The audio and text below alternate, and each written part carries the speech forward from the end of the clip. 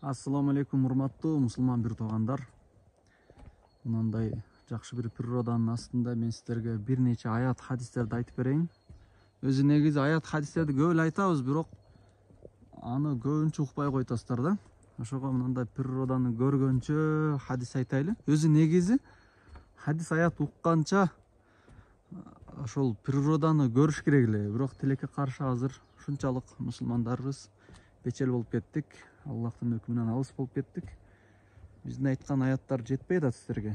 Ошого мындай көзүңүздөрдү кубандырганча кулакты дагы кубандырыңыздар. Аллах Таала ыйык Куранда айткан: "Я айюхаллазина аману тақуллаха хаққа туқатих ва ла тамутунна илля ва антум муслимун."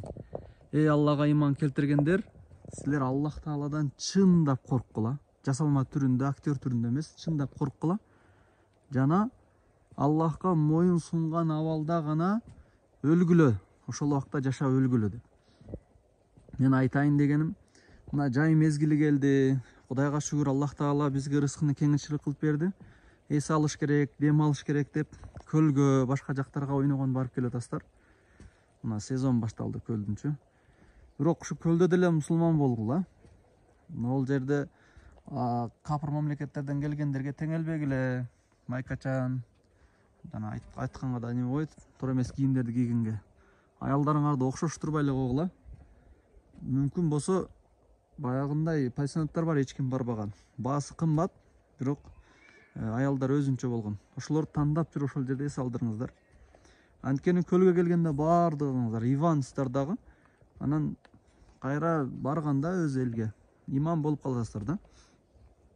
Азыр о билинбейт, бирок эртең жан алкымга келген учурда, же Аллах Тааланын алдында эсеп болгон учурда аябай уят болосуздар.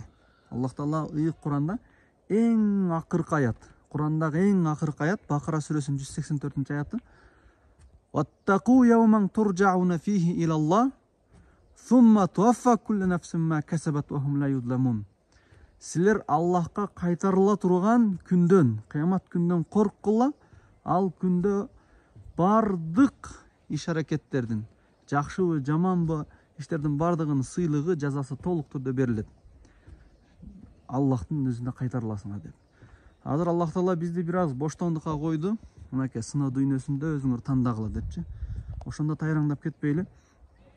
Аллахтын алдына сөзсүз кайтарылат. Кыяматта Аллах Таала ушул сөздү айтат. Бул аят Куранда келген. "Лиманил мулкул яум." Мына бүгүнкү күндүн падышасы кимде? Падышачылыгы. Бүгүнкү күндүн ээси кимдики? Кээде азыр мен колума могул нерсе келет, мен колума мындай келет, мен азыр каалаганым кылам деген ой келиши мүмкүн. Кыяматта бүгүн кимдин күнү? Ким каалаганын кылат? Ким падыша бул жерде деген суроону берет.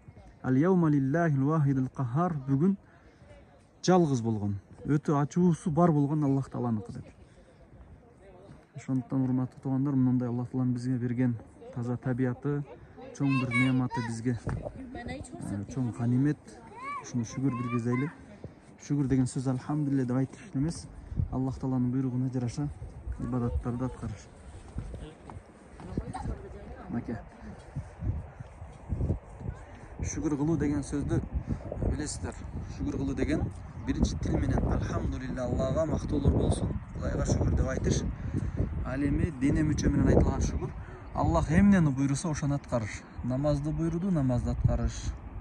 Зекетти буйруду, зекетти аткарыш. Көз менен аялдар тиктебеш керек деп айттыбы? Тиктебеш керек. Арам ишке барбаш керек деди, барбаш керек. Зиятка албаш керек, бирөөнү сөкпөш керек. Жана эң эле жаманы бирөөнү ушактабаш керек. Артынан жамандабаш керек. Бирөөнү ушактаган, жамандаган арам. Ошону билип коюңуздар. Азыр бизде аялдар бул жакта калып кетип эле, эркектер көп ушакчы болуп кеттик, тооматчы болуп кеттик. Кыяматта ушул нерсе башыңыздарга аябай бир оор проблема болот. Бирөөнүн абирин түшүрө турган сөздөрдү сүйлөш бул арам. Зына кылганда эле арам, арак ичкенде эле арам, чочконун этин жегенде эле арам туугандар.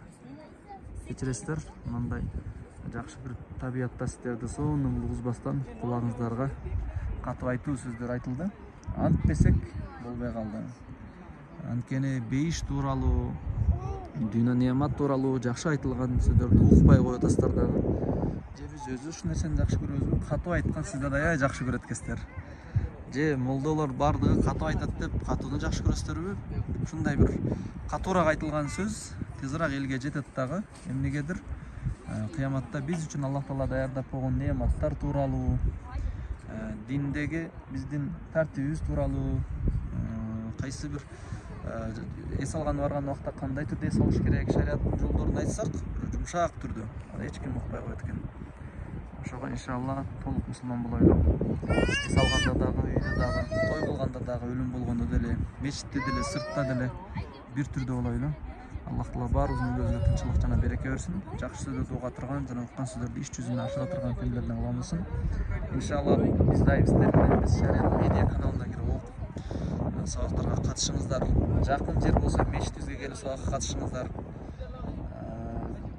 Ар сайын өзү уюштурулуп, жарыя берилип турат, лекцияларга келип катышыңыздар. Иншалла